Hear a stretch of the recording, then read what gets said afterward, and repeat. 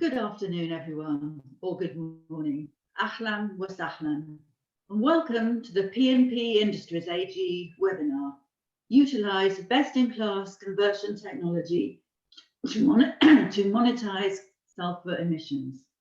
Brought to you in association with Oil Review Middle East, the leading oil and gas magazine for the Middle East and North Africa. I'm Louise Waters, editor of Oil Review Middle East, and I'm delighted to be moderating this webinar today. Well, this webinar will focus on how innovative conversion technologies can be used to drive value from sulphuric waste in an environmentally friendly way. It's a very timely subject, I think, given the challenging economic conditions the industry is facing, not least as a result of the fallout of COVID-19, along with increased climate change and ESG pressures, with increasingly stringent emission reduction targets. Maximising resources and reducing emissions are therefore top priorities for operators of refineries and petrochemical plants today. Who better to present on this topic than P&P Industries AG, a green technology player specialised in cutting-edge solutions for waste gas treatment and emission control. The company is the global leader in plants for spent acid regeneration, sulphuric acid. We'll learn a bit more about the company and its technologies shortly in an introductory video. So the format for today's webinar is as follows. We will first show the video about P&P Industries, after which we'll hear three presentations. The first from Martin Joksch, Head of Sales at P&P Industries, who will discuss sulphur conversion technologies and the various options for monetizing sulphur emissions.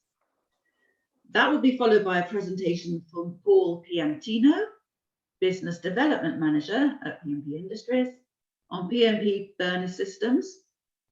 And finally, we'll have Peter Mackheisel, Senior Sales Manager at P&P Industries, who will present on PFA lining and glass tube heat exchangers. Following the three presentations, we'll have some time for questions. So please do submit any questions at any time in the Q&A box below your screens. Please can you ensure that you do use the Q&A box and not the chat function for questions. So let's get the proceedings underway and play the introductory video, which will give us some background to P&P Industries, its technologies, and the leading role it's playing in waste gas treatment and spent acid regeneration. Thank you. Industries, closing the circle. P&P Industries is a green technology pioneer, providing cutting-edge solutions for waste gas treatment.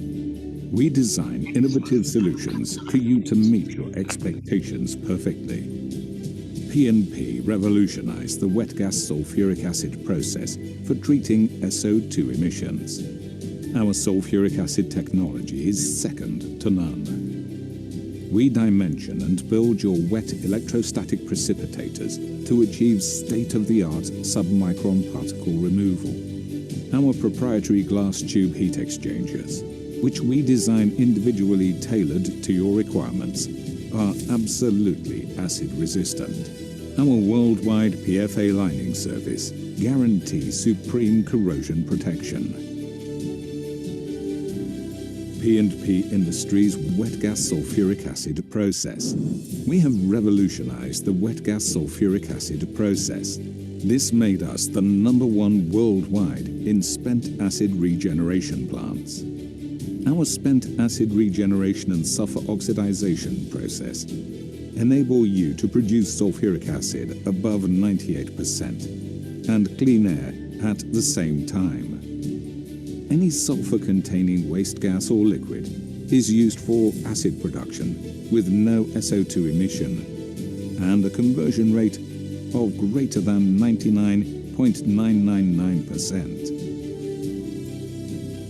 Our extensive experience in plant engineering guarantees that you will benefit from perfectly tailored solutions. P&P Industries. Experience advantages.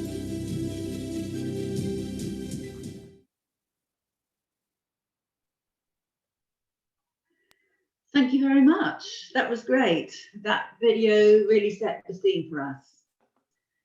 So now let's turn to our first speaker, Martin Jobsch. Martin has been head of sales at P&P Industries AG for the past 5 years and has been involved in plant engineering across the globe from Argentina to Japan since 1980. Originally working in the non-ferrous metal industry as a project manager, he changed to the environmental business and has 3 decades of experience in both waste gas and water treatment. Over to you, Martin. Thank you, Louise. Ladies and gentlemen, welcome to the presentation of how to monetize sulfur emissions. All our yesterday's emissions may turn into a good result for the future if you turn it from a black smoked background to a clear sky, and you will recognize the result in your bank account if you do it right and properly. Now, the technology we are proposing can be used in many industries. We focus today on the petrochemical and refining industry, but also metallurgical, viscose and fertilizer industry are our potential customers for which we have already produced our solutions.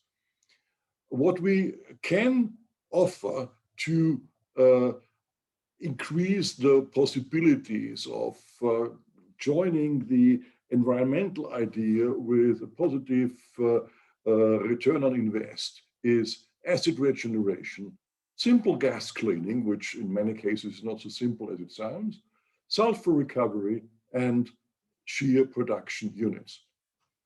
Products out of these could be sulfuric acid, elementary sulfur, SO2, SO3, and in special cases, oleum and gypsum.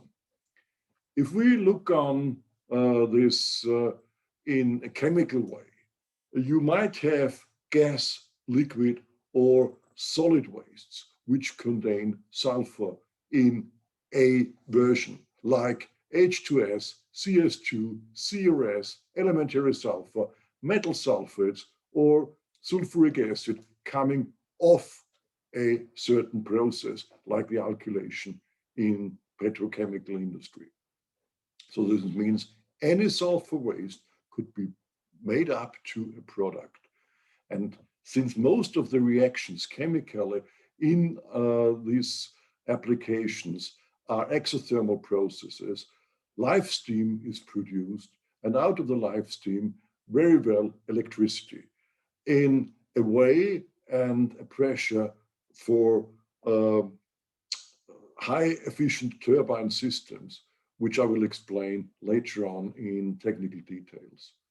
The product could be sulfuric acid as a classical product from the 96% sulfuric acid up to 120% oleum. It could be liquid SO2, it could be liquid SO3, or elementary sulfur, or sometimes even a combination of that. Now, we were talking about the environment, and we would like to propose to our valuable customers the combination of return on invest and incomparable environmental friendly plants. As mentioned in the introduction video, we have an SO2 turnover on our plants exceeding 99.999%. We achieve SO2 emissions below 20 milligrams and NOx emissions below 13 milligrams. I will explain on the technical side why this is so important. Acid mist is practically neglectable, and the temperature at the stack is around 49 degrees or more, depending on what the local regulations require. In our normal applications, we produce no wastewater as we have no scrubber in our system, and we use no alien chemicals. like silicone oil or anything else to catch the acid mist. Now, I will show you now the various possibilities of plants which we could offer and apply to the targets which we were talking about now. Spent acid recoveries, sulfur oxidation plants, sulfur recovery units, also known as Klaus plant, vacuum concentration units, thermal concentration unit, acid concentration unit. Some of them I will explain a little bit of what they mean and what they do, and any useful combinations thereof. And this is a very interesting part. You combine some plants and you achieve a total different approach to the emission problem and to the monetary outcome. The standard products so far, which we have installed worldwide, are SOPs and SARs. SOP stands for sulfur oxidation plant, where you have the sulfurous waste, gas, liquid, or even liquid sulfur, and they are oxidized from SO2 to SO3, hydrated and condensed. In a spent acid recovery unit, which is interesting when you have spent acids from range from 25% up to 90%, and you want to achieve a higher concentration, these input streams are added by sulfuric acid coming into the game, and that complicates the whole story a little bit, and I will explain you how we achieve our fantastic results. Now, where does the benefit comes from? In a usual dry acid process, you just regain about 1,500 kilojoule per kilogram, which is just the reaction heat of the process. In our case, we achieve the reaction heat, the hydration energy, and the condensation heat of the sulfuric acid recover. And that adds up to more than 3,200 kilojoules per kilogram, which means more than double the energy. So not only that the energy is on a higher level than usually what you know about the existing plants, it also doubled the amount of energy which you can recover. How do we achieve our goals technically? We have a molten salt system, rather the direct steam systems in the process design.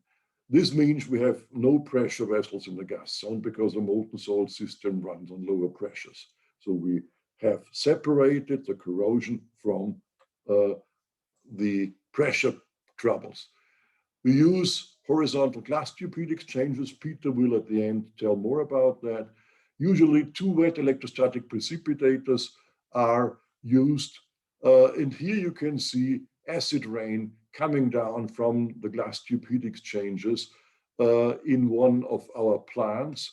And this is really the edge of technology, what you can do, 270 degrees, 98% acid coming down from the heat exchanger. And we use separately controllable fuel and gas lances. Now, Paul will explain more about our burners after my presentation. And due to our honeycomb catalyst design, the pressure drop in the whole system is lower than our competitors, and we achieve higher turnover rates, combining platinum, vanadium, and low temperature catalyst into one system. Here is a typical scenario of a spent acid recovery, as we have built so many times, and it combines most of the technologies and the equipment which we offer, and is a very good example of what we can do for you. In the beginning, there's the incinerator, and the incinerator burns your liquid, solid, or gaseous waste, discomposes the compounds, and SO2 is the result. The heat of the incinerator is first recovered into the molten salt system by bare tube heat exchanger, and that comes a hot gas filtration system, which is very important if you have solid waste, because here all the sulfates and metals are separated from the gas stream, preventing the blockage of the ongoing plant. You see an example of a hot gas filtration element behind myself. Then comes the honeycomb catalyst I was talking about, and the first layer is the SCR denox system to prevent any noxes going through the plant, because nitric acid formation and condensation would spoil the acid. So it's not only the environment, it's also the product side. And it's always this combination there of where we say monetize your emission, optimize the process. Glass tube heat exchangers we have already mentioned. Fin tube heat exchangers are also within our scope of supply. We designed them ourselves, and we can use them here because they wouldn't block behind the hot gas filtration. Double stage WESP, you have a wet electrostatic precipitator behind each step of process to get the acid mist out. And here you have a molten salt tank as an example. Finally, the low temperature carbon catalyst, which recovers the very last SO2 and turns it into SO3 sulfuric acid. And this is also the source of the water into the system to formate the acid. And that brings us to a nearly 100% turnover in the SO2. Now here you see an example of a sulfur recovery unit combined with an SOP. That's a fantastic idea. If you think of it, you have a classical Klaus plant, double stage, and then you put an SOP on, and you again achieve this high recovery rates and these fantastic emission values. You do good for the emission, and you achieve a fantastic clear product. Talking about the clear product, here we are at recovered acids in one of our spent acid recovery units. And since we are only using PFA and glass tubes in the condensing part, a crystal clear product comes down, usually in 98 to 98.5% concentration, because more is not possible due to the equilibrium of the SO3 and the H2SO4 at a certain temperature. Now, the concentration of the acid as a product depends on the surrounding input. You have the ambient, you have the heat source, and you have the input of the product, the spent acid. If you're sitting in Central Africa or in the south of India, you cannot change the ingress of humidity from the ambient air, which you use as incineration air. So you are blocked in there. The spent acid you get as the material to be treated, and the natural gas you might use for fuel is about 50% of the water coming in from outside. Now that, of course, leads to variations over the time, over the periods, and might change the acid composition on existing plants. We have watched that many times. What you can do is you use a P&P acid concentration unit, which is a simple add-on to a new or an existing plant, and allows you to produce a constant concentration of acid or even oleum by adding more sulfur to the system. Liquid SO2 and liquid SO3 are market demands which have been brought to us, and they are usually used in the pharmaceutical industries or in the chemical industry, and they are a novelty on the general market of sulfuric acid production, because the sulfuric acid might be a product locally which is not so valuable, and you could think of doing something else with your sulfur source. And depending on the purity of your input, you can produce a technical, nutrition, pharmaceutical, or even electronic grade product.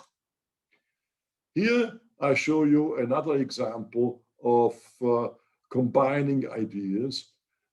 producing high-grade sulfuric acid and or liquid sulfur trioxide, simply out of elementary sulfur, which you have usually as a waste available in many cases, and elementary oxygen. And you cool this in an isothermal reactor, and you condense SO3 and or sulfuric acid in a high grade at the same time. Another possibility is a liquid SO2 out of spent acid. I mean, has everybody any thoughts spent about this? You have the spent acid recovery, and what you get out is not sulfuric acid, it is liquid SO2. It is possible, but just applying the right processes. I have been talking about WESPs before, which are a very important part of our portfolio, but we sell them also as a standalone unit to clean air. And you see here a picture from a standalone unit, which we have supplied as an EPC contractor in Linz for Borealis at the fertilizer production. And this unit eliminates more fine dust than all the cars around the area of this third largest city in Austria. And we are very proud of that. And a small video will now finalize my presentation and give a very fine view into the function of a wet electrostatic precipitator. Now you see the high voltage of it turned off. And if we turn it on, all this mist, which is actually acid mist in an actual sulfuric acid plant, suddenly disappears and the off gas becomes clear. Now, you saw in one of my slides before that we run our plants usually in under pressure. And this view is only possible because we run the plant in under pressure. We take away the manhole and you can look inside the plant without being poisoned by gas coming out. And thank you very much for this attention and for watching the presentation. I would like to hand over now to Paul Piantino. Please, Luis, introduce Paul to the audience. Thank you very much.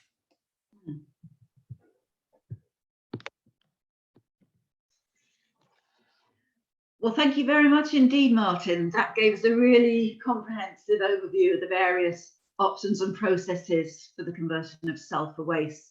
And you also highlighted the environmental benefits too. I'm sure there will be lots of questions for Martin, so please do get those questions coming into the Q&A box. So now we turn to Paul Piantino, Business Development Manager at P&P Industries. Paul is an experienced business development manager who's been active on almost all continents since 2003, focusing on environmentally friendly and sustainable solutions. His strength is his ability to quickly grasp and recognize client requirements, enabling P&P Industries to implement individual solutions intelligently and creatively for the client's maximum benefit. Over to you then, Paul, for your presentation on P&P Industries burner systems. Thank you. Thank you, Luis. Thank you for the nice introduction words. A very warm welcome also from my side around the globe. It's an honor for me to be here and to give you an overview about the P&P burner systems. First of all, I made a small agenda, what I would like to show you today. I will start with a general overview about the P&P burner system. I prepared a couple of pictures to explain you the design and the function of the burner itself. Very important is also, where do we have our applications? Where do we have our references? Where are the industries? A couple of slides or a couple of pictures are prepared as well from the Research and Development Department, where we do our CFD calculation before to show the customer what will happen theoretically in the combustion chamber inside. And last but not least, I will summarize all my advantages our advantages to show you why you should choose a PNP burner system. Generally, PNP is a manufacturer of industrial gas burners in the field of waste gas or liquid treatment and emission control. We have more than 15 years of experience in diffusion burner technology. This means that the flame of the burner burns without pre-mixing. The oxygen, which is necessary for combustion, diffuses over the edge of the flame and into it. This technology offers the highest operational safety. The dwell of the gas in the combustion chamber will be calculated from our process engineers. The combustion air is preheated for optimum combustion and economically fuel use. We have dozens of references with a wide range of load cases. We are offering individual design for the customer's tasks. We have a lot of material selection, which is essentially for the application itself. We are offering special nozzles, where I prepared a slide for you to show you this. And our burners are executed for mixing of secondary air, turbulences, and a swirl. And all this, we are focusing on the flame stability, wide operating range, and optimized combustion. Beside the burner itself, we are offering a lot of burner accessories, like atomizing lances for the sulfuric acid, liquid sulfur, or organic waste liquids. We're offering pilot or ignition burners, flame detection, side glass. By the way, on the right side, this picture is showing a side glass where you can look through and see the burner in operation. Of course, as well, the burner control system, DCS, SIS. Below, I was showing you a typical gas line with all the accessories which belongs to, like ball valve, filters, pressure reducers, pressure switches, test burners, manometers, solenoid valves, tightness, compensators, combustion air blower, air pressure gauge, flame detection, and of course, last but not least, the burner nozzle itself. On the right side, you see a picture which was done through the side glass where you see the burner in operation. So something about the design and the function. On the left side, this picture is showing a burner installation. The burner is vertical executed with a vertical combustion chamber. On top, there is visible, in this case, the 4 gas lances. On the right side of this picture is showing that the combustion air enters the burner itself. The middle pictures, both of them, are showing the ready assembled burners ready for shipment to our customers. On the right side, there is a burner in our assembly hall showing the 4 gas nozzles in this case as well, and in the middle, the acid lance.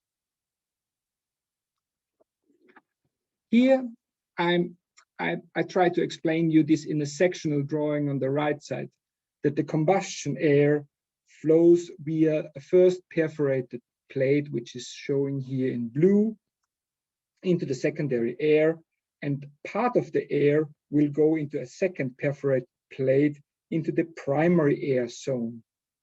A slide ring is regulating the primary air zone, and the swirl itself is adjustable.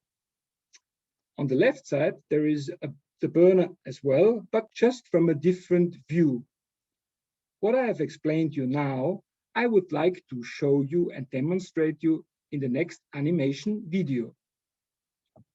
What do we see here? Here we see the burner itself and part of the combustion chamber. On top, there are the 4 lances. Now we come to the burner tip itself. And on the left side, the combustion air, which is preheated, is entering the burner itself via the perforated plate. This is now showing the swirl, which is lifting and lowering and is doing the intensity of the swirl inside the combustion chamber. This is the primary air zone, where the air goes directly beside the burner lenses into the combustion chamber.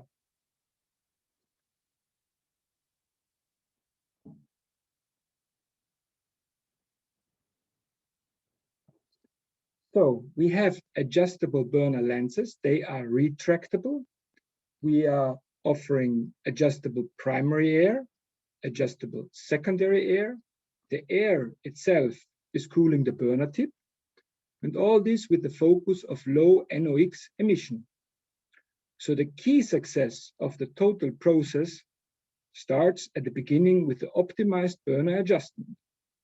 On the right side, there is a sectional drawing of a burner tip itself, and this tip we are offering in mostly three different materials like steel, alloy, or ceramics.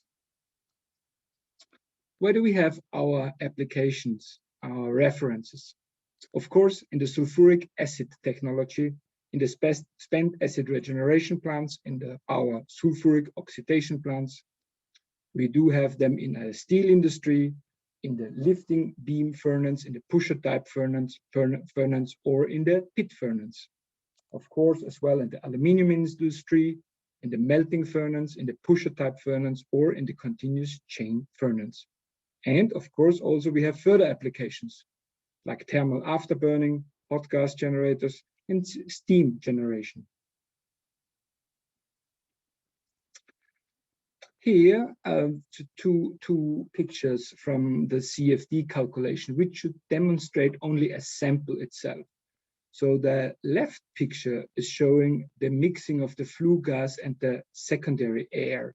So the swirl itself is showing by the arrows inside. On the right side, the burner's wheel is colored by the velocity. So which means that the swirl itself can be lifted and lowered, as we have seen in the animation video before.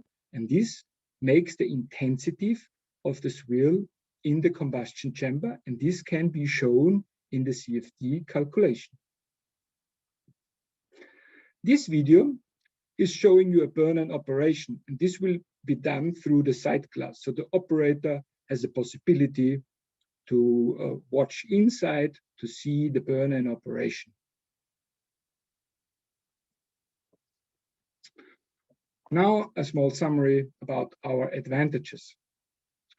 So we are focusing on designing our burners on the flame stability and paired with the low NOx emission. We are offering horizontal and vertical combustion chambers. We have flexible adjustments on the burner lenses. We have simple high and efficiency primary and secondary air adjustment. We have different type of injection nozzles and the easy burner maintenance. This can be monetizing your plant because, as already explained before, our combustion chamber is on a little under pressure, which means that no gas can go outside, and therefore we can easily exchange the burner itself without stopping the plant. I would like to thank you for your attention and would like to hand over to Luis. Thank you very much.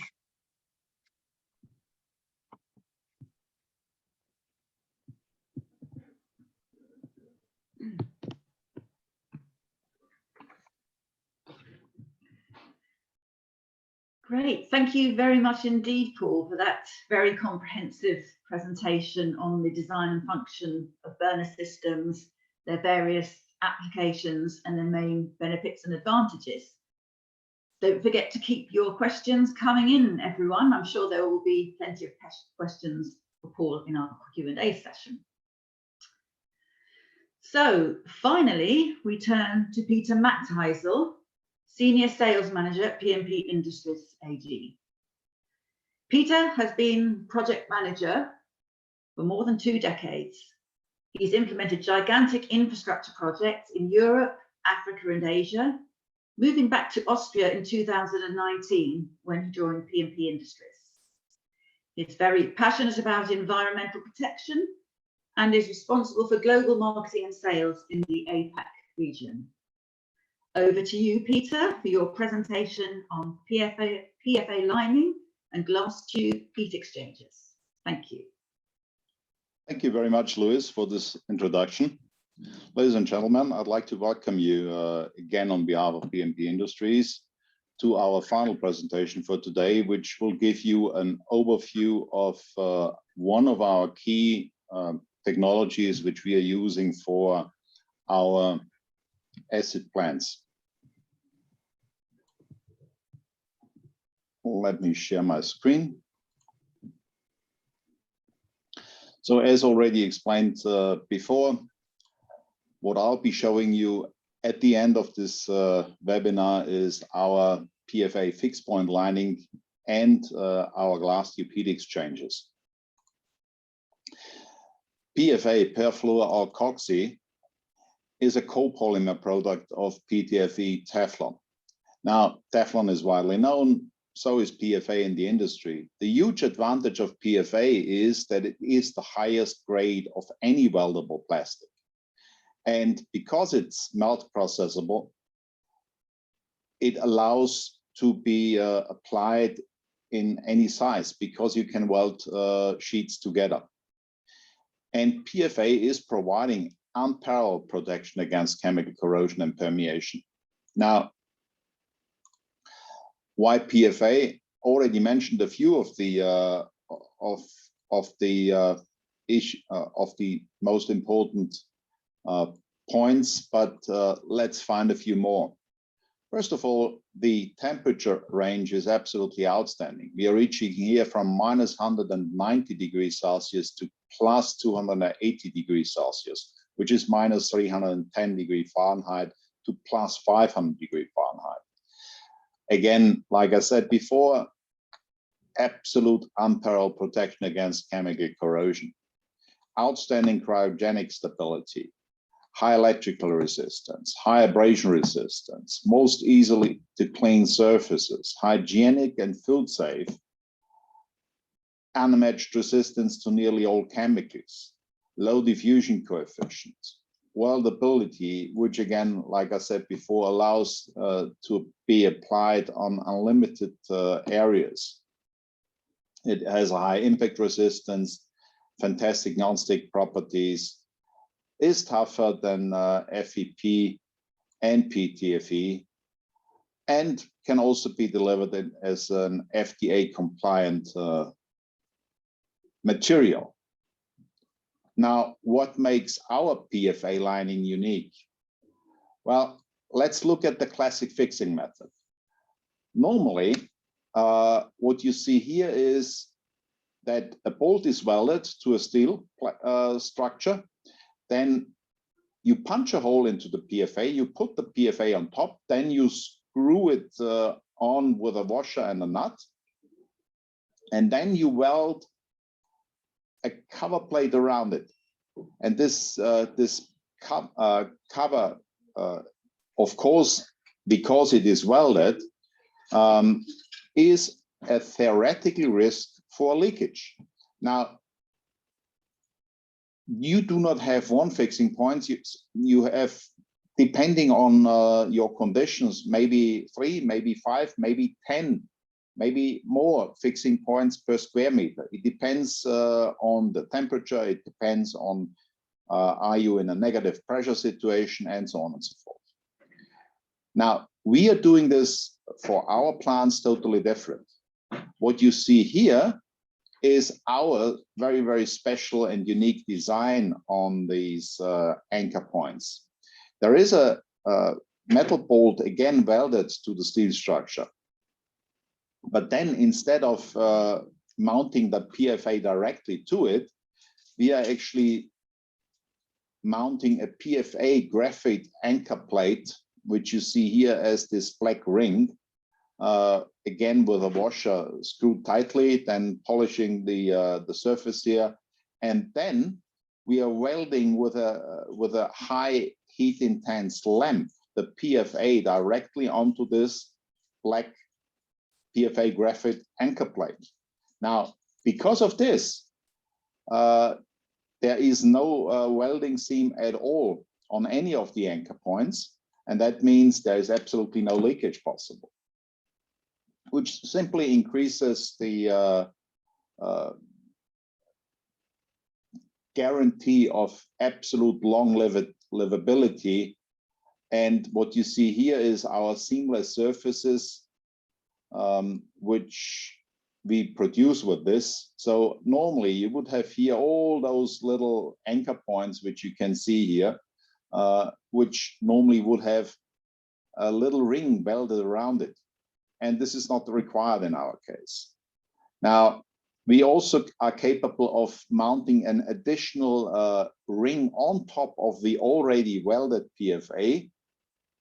And that allows us to actually create a double layer protection if this is required. For example, when you have a high wear and tear on a surface for some reason, you can mount an additional layer just for mechanical protection.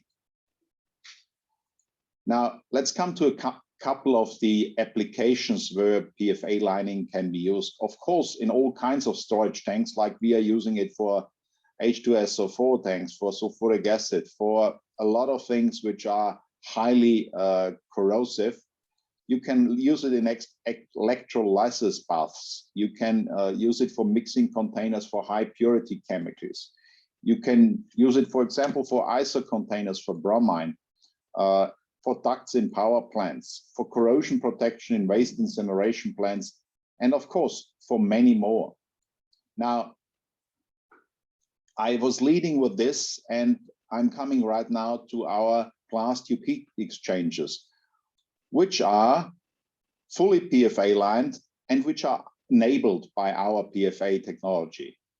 And we are using those in all our sulfuric acid plants worldwide. And as you have already seen, we use them as condensers and we let it rain hot sulfuric acids from it.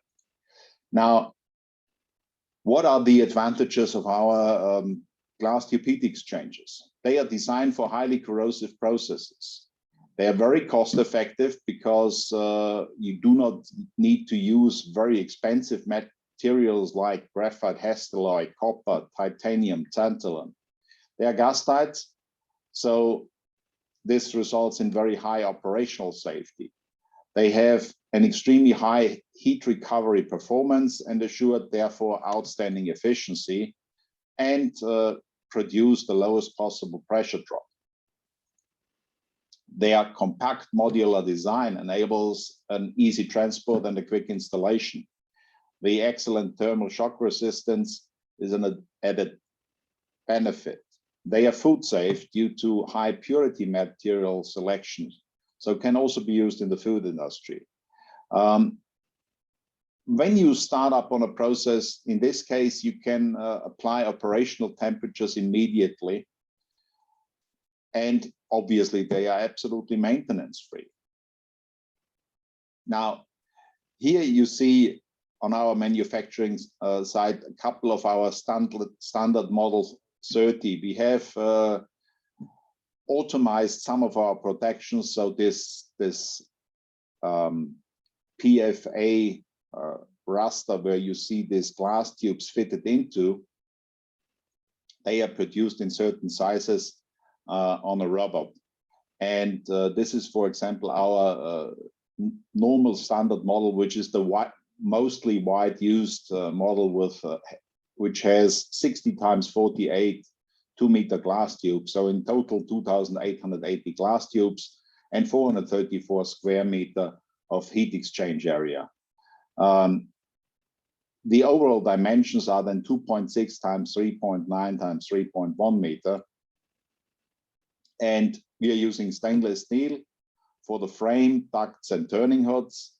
How this looks, you see a little bit later. Then PFA lining, of course, for the heat exchanger itself, and borosilicate cut glass tubes and PTFA as gasket materials. This is just a little look into our manufacturing facility. Now, the heat exchange area is reaching on our smallest model to our biggest model from 54 to 3,192 square meter. Having said that, this is a already bigger size model with 180 times 48 2-meter glass tubes, which gives you a 8,640 glass tubes in total. And on this model, you see the sky is shining through here because the glass tubes will be actually mounted on site, so that there is no issue on a possible risk of glass breakage because of the heavy size. And of course, we offer customized specifications for your specific needs. Here you see this typically model 30 now in a full assembly with an in and outlet duct and a turning hood. And in regards of the application, what we are using these heat exchangers for is, of course, combustion air preheaters and gas reheaters, gas coolers, waste heat economizers, condensation, tube and shell side possible, industrial furnaces, waste and toxic waste incineration plants, sludge incinerating drying plants, biomass furnaces, chemical plants and refineries. Of course, our sulfuric acid plants, food and pharmaceutical industries, and again, many more. Now, with this, I'm at the end of my presentation. And I'd like to say thank you very much for taking the time. And I think we are now going to the question session. And before that, a quick information for all of you. Our homepage, our personal email addresses. So we would be very delighted to hear from you, and look forward now to have an interesting question session. And with this, back to our moderating lady.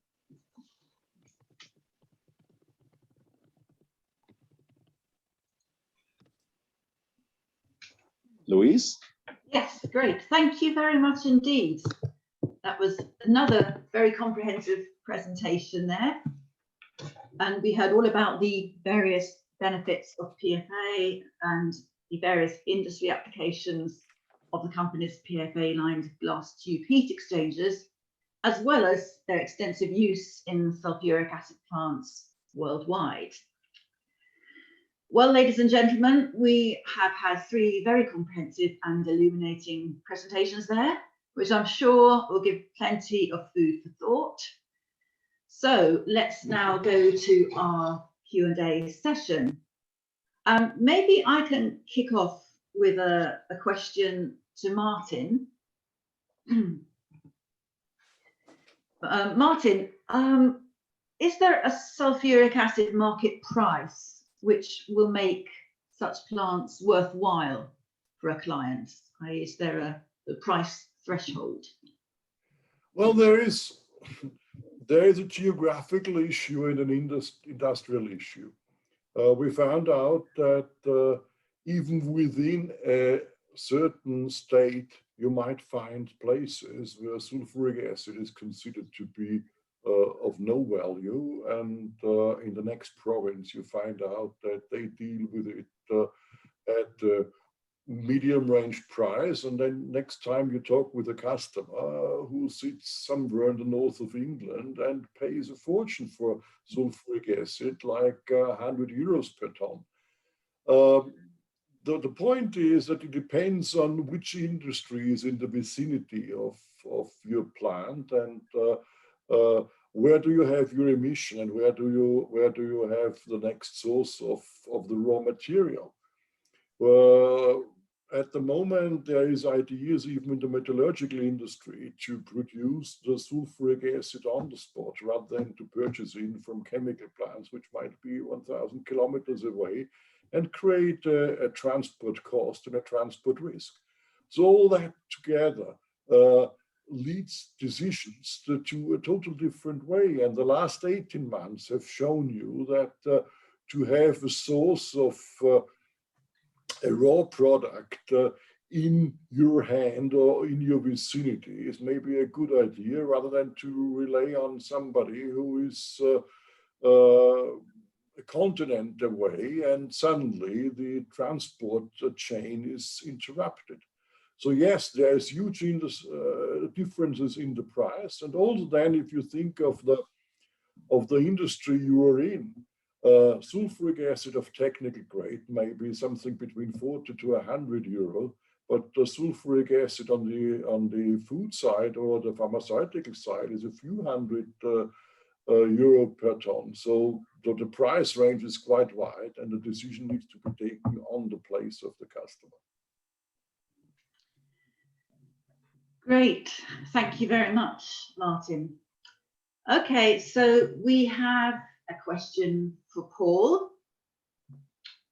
Do you always have to use fuel gas to keep the burner running? This depends as well to the industry itself, but when we have, for example, sour gas or sulfuric, then we can maintain the incineration. Okay, thank you. Okay, here's another question for, I think, for Martin again. What is the highest steam parameter one can achieve with your technology to produce electricity with it? Well, we are currently engineering a plant where the client wants to achieve something like 105 bars steam X-hour plant with a superheat of 515 degrees. This is really top grade turbine steam, where you have very high yield on the electricity side afterwards. And this is purely possible because we separate, as I have explained before, the problem of the pressure vessel and the gas streams with all the dew point problems from and bring it into the molten salt system, which allows us to achieve these high temperatures and high pressures.